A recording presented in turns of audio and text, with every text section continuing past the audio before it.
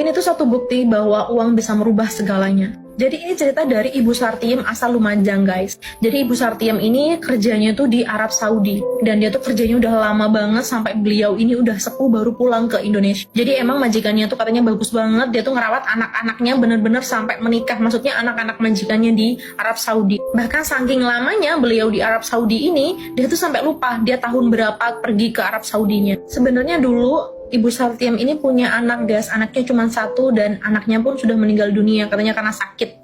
Dan Ibu Sartiem sendiri dia tuh udah janda ya sebelum dia pergi ke Arab Saudi. Jadi selama Ibu Sartiem ini di Arab Saudi, dia tuh nafkahin anak dari adiknya. Jadi Ibu Sartiem itu anak pertama dan punya adik. Nah dia tuh ngebiayain anak si adiknya itu.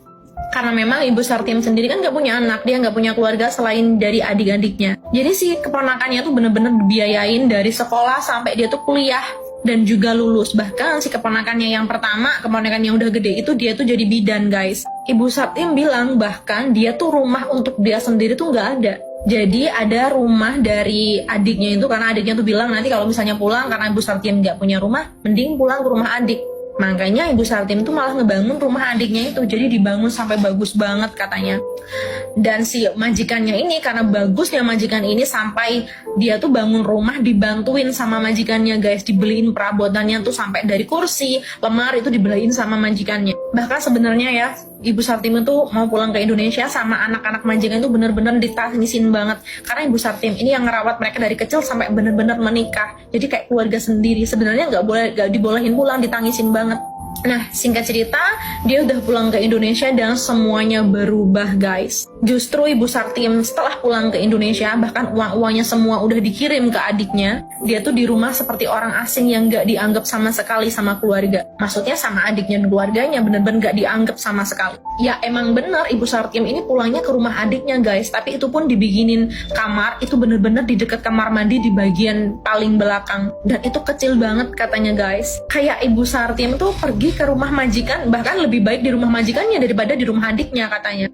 Nih ya, tadi yang keponakannya yang sampai bidan itu, pernah Ibu Sartiem tuh ngeluh katanya tuh sakit kepala. Namanya juga bidan, siapa tahu kan kayak bisa meriksa atau kayak gimana gitu. Tau nggak jawaban si keponakannya itu apa? Katanya mek ngono wae sambat. Katanya gitu, guys. Katanya gak usah sambat-sambat. Kayak ngono wae kon turu wae katanya. Maksudnya suruh tidur aja, suruh istirahat. Katanya nggak usah manja, gitulah istilahnya. Itu keponakannya yang dibiayain dari sekolah SMP sampai bener-bener lulus kebidanan loh. Kayak gitu jawabannya ke Ibu Sartiem. Dan kalau misalnya ibunya tuh lagi masak enak atau apa, Ibu Sartiem makan tuh kayak anaknya tuh nggak suka gitu loh, ngeliatnya kayak ngeliat sinis. Ngerti kan maksud aku, kayak nggak suka aja. Bahkan Ibu Sartiem itu dilarang pakai mesin cuci, guys, yang bahkan itu Ibu Sartiem sendiri yang beli. Jadi Ibu Sartiem tuh nyucinya suruh pakai tangan. Katanya kalau pakai mesin cuci listrik mahal, katanya gampang rusak. Dan yang lebih parahnya, waktu Ibu Sartiem itu mau pulang ke Indonesia, dia tuh sempet kirim ke adiknya itu uang sebesar 35 juta. Dan sama Ibu Sartiem dia pertanyain, itu uang kemana? Sekarang aku dari rumah mau buat pegangan, katanya gitu. Masa dia bilang, ya uangnya gitu kayak maem tiap hari, sama dek ini tuh butuh maem, katanya gitu, guys. Jadi uang itu katanya buat makan Ibu Sartiem. Ya istilahnya buat uang numpang gitu loh. Bahkan Ibu Sartiem tuh karena dia tuh kan pakai perhiasan, dan perhiasan itu pun katanya tuh dikasih sama majikannya waktu mau pulang, kayak apa ya, kayak tanda terima kasih gitu loh. Jadi kalung, gelang, cincin itu diberi sama anak-anaknya majikan. Dan memang kalau perhiasan dari Arab Saudi itu kebanyakan emas 99, guys, itu emas murni. Dan itu memang gede katanya, dan itu pun sempat mau diminta sama istri adiknya itu. Sebenarnya adiknya itu kan cowok, jadi sama adik iparnya mau diminta.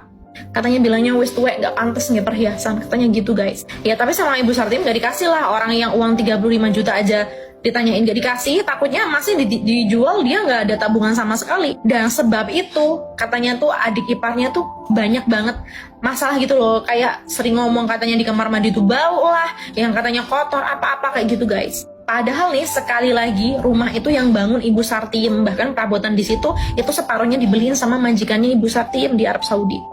Pokoknya Ibu Sartiem tuh dibuat nggak betah di rumah itu, dibuat nggak, kadang tuh nggak ditanyain loh. Pernah Ibu Sartiem tuh katanya disatru itu apa ya, didiemin, nggak diajak ngobrol itu lebih dari sebulan, bener-bener dibiarin aja. Sampai katanya Ibu Sartiem itu mau makan aja takut, nggak enak gitu loh. Katanya sempat ngomong sama tetangganya sebelah rumah, katanya tuh bilang, katanya beras larang, masak segini, beras segini udah habis gini-gini. Pokoknya kayak nyindir Ibu Sartim itu gara-gara numpang, semua kebutuhan jadi banyak kayak gitu guys.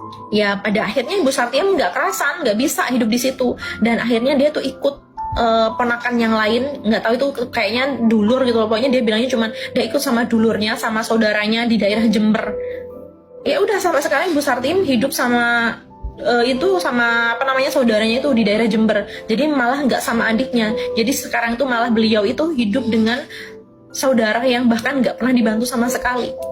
Dan katanya guys, Ibu Sartim tuh dulu beli pekarangan, jadi ada tanah gitu di belakang rumah adiknya itu. Dulu itu dibeli sama Ibu Sartim, itu pun diatasnamakan sama adiknya sendiri. Jadi sama adiknya itu diatasnamakan, diswalik, dibalik nama atas nama dia sendiri. Jadi Ibu Sartim nggak bisa apa-apa. Bahkan kalau kalian tanya perangkat desa emang diem, enggak, perangkat desa udah berusaha mediasi tapi tetap nggak ada hasil. Kayak adik iparnya tuh mencak-mencak, gimana sih, kayak marah-marah gitu loh. Pokoknya nggak ada hasilnya sama sekali. Tolong ya buat teman-teman, semoga ini jadi pelajaran banget buat kita. Bagaimanapun kita kerja, mau kamu kerja di luar negeri, kamu kerja di rumah, kamu harus punya tabungan sendiri guys. Jangan percaya sama saudara sekalipun, jangan. Banyak banget kasus yang kayak gini, ketika di luar negeri semua uang dikirim, ketika di rumah kamu gak dianggap dan kamu gak punya uang. Itu banyak banget. Kalau tujuan kamu dulu dari kampung kerja ke luar negeri atau kamu kerja kemana, itu kan tujuan kamu punya tabungan. Jadi ya kamu harus menyimpan uang kamu buat kamu sendiri. Jangan percaya sama orang lain.